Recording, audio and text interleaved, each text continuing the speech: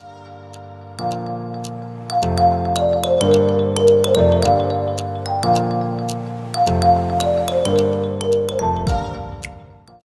hello, school counselors and school counselors to be. Thank you guys so much for coming to my channel, The Inspiring School Counselor. And today we're going to be getting into a Talk It Out week review, except it's not really going to be a week review. It's going to be actually a full month review. We are going to be reviewing the month of November. You guys, it has been very busy for me this month and just different things that has been taking place with virtual days, as well as me having to quarantine because then just the holidays, just a lot of things was taking place, you guys, and I was like, you know what? I haven't had a chance to do my week reviews for this month, so I'm just going to group it all together. So I'm excited to be getting into this with you guys. And so let's not prolong the time. Let's get right into it. If you have not subscribed, make sure you subscribe. And also make sure you hit that notification bell so that you can be notified every time I upload a video. Okay, let's get into this month. So one of the things I want to highlight in this month, and it's as far as dealing with a student that has had suicidal ideation, and that just has been, showing aggressive behavior towards others, which I think I mentioned this before in times past on another Talk It Out video. But just to reiterate, I have been off and on dealing with a student that has had those issues that I just mentioned. And I've been working with that student, trying to come up with different things to do with them. But it just seems like everything that I am trying with this student is just not clicking in with the student as of yet. And so that can be a little discouraging, especially when you know that this student is going through a lot mentally and you want to be there for them in any way that you can. But it's just so much that me as a school counselor can do. And I do want to take this time just to highlight that as a school counselor, you just have to know that you are not a mental health professional, as far as you're not licensed to diagnose or give assessments, and do extensive work as far as suicidal ideation.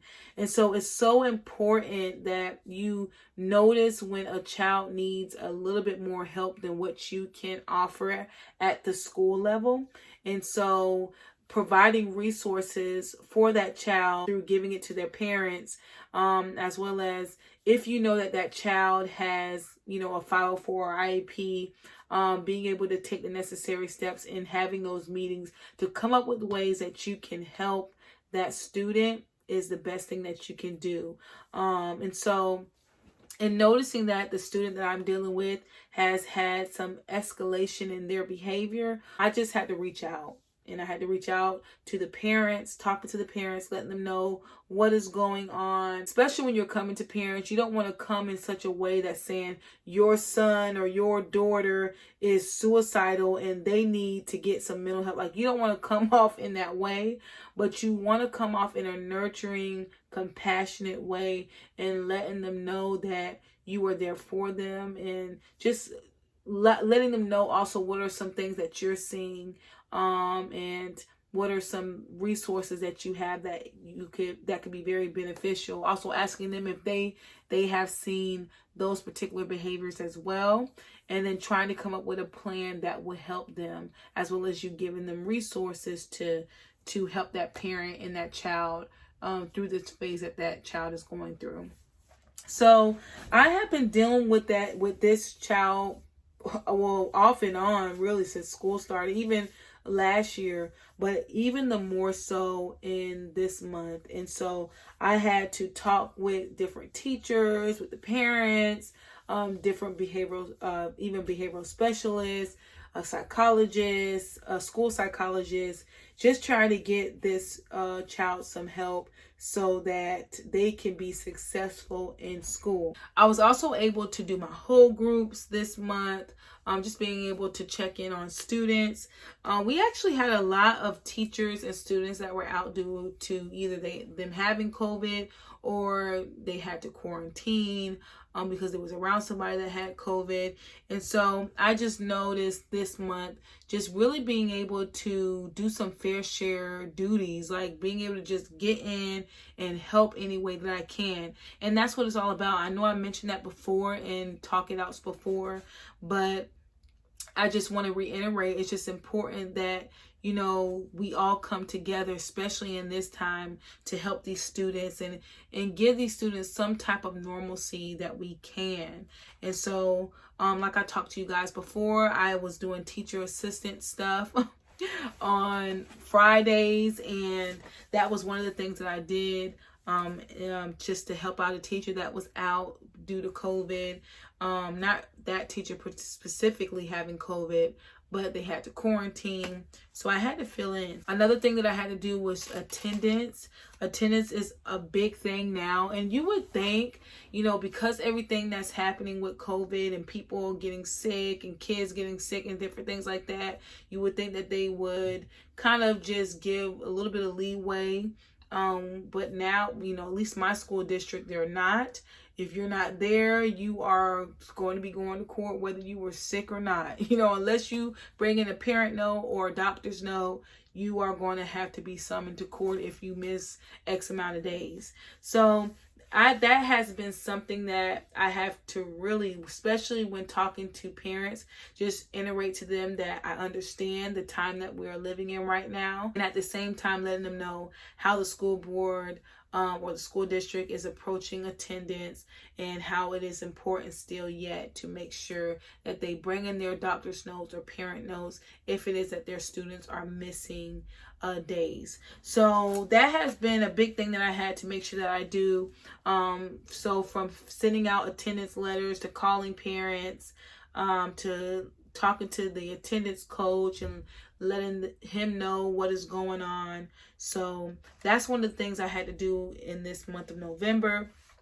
I also had reached out to one of the ladies that's over Germ City. So I didn't really know too much about Germ City, and maybe you're watching and you know about it, but it's basically a time where or like a little event or a lesson that you teach students. Not me specifically, I don't teach them this, but we have somebody come in to teach the students about germs and the importance of washing their hands and just taking the necessary precautions to stay healthy. And what better time to do that than a time like this? So I reached out to her to see what I needed to do to get her to the school so that we can teach the kids that. However, the different things that she did, if we were not in this quarantine pandemic thing that's going on, she's not going to be able to do it now. So we have to approach it in a different way. So soon I'll be getting all the details and so that we can have her come out to do Germ City. So I was able to do that. So that's one of the highlights. Another highlight is I had to eventually call mobile crisis for a student that had a suicidal ideation, and it's just sad because when you think about the grade level that I'm working with, it's just, you never would think that students this age would be dealing with such issues as suicide and just a lot of traumatic things that's taken place in their lives.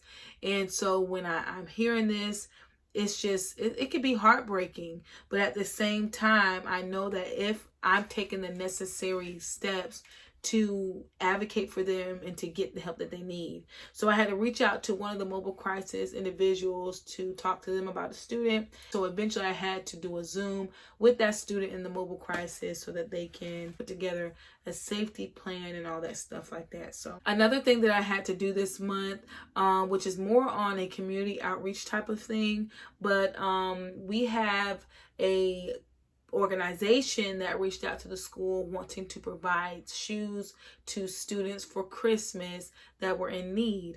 And so I was able to talk to teachers or send out an email to teachers letting them know that, you know, this organization was going to give shoes out, and just I had to make sure I get all the letters out to the teachers to give to the students. And so I was able to do that. I also had a school counselor collaboration. We actually did it over Zoom. So that was just a good time to be able to just be on Zoom and everyone just express their feelings, express their emotions, what's going on, what their school is doing now, how things are looking now. Is it getting better? Is it worse?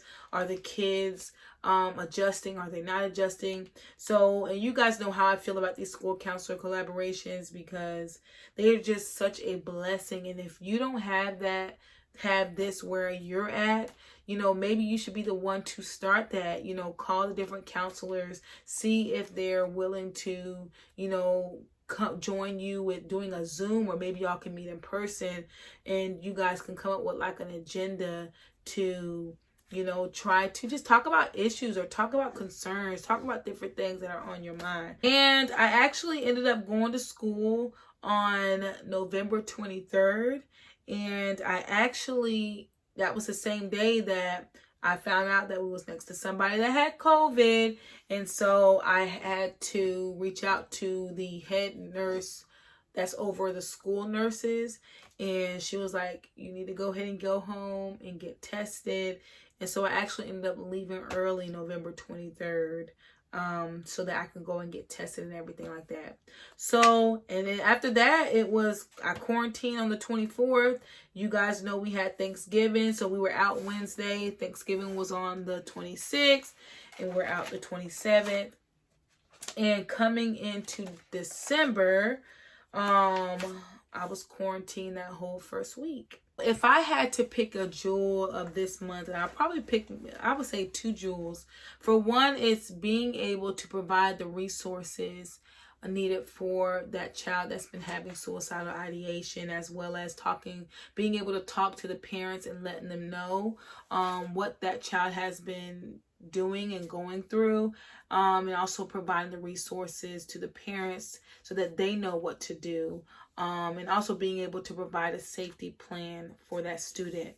I also love that I was able to be a part of making sure that students that doesn't have shoes or that are in need of shoes are able to get some this Christmas that's coming up. So being able to just pass out those papers so that they can, you know, put their sizes down and so that they can get shoes for Christmas is just a blessing. So that was how my month of November went. I'm happy to be able to share it with you guys. If you have not subscribed, make sure you subscribe, and also make sure you hit that notification bell so that you can be notified every time I upload a video. Okay, you guys, I will see you on the next Talk It Out week review. Bye.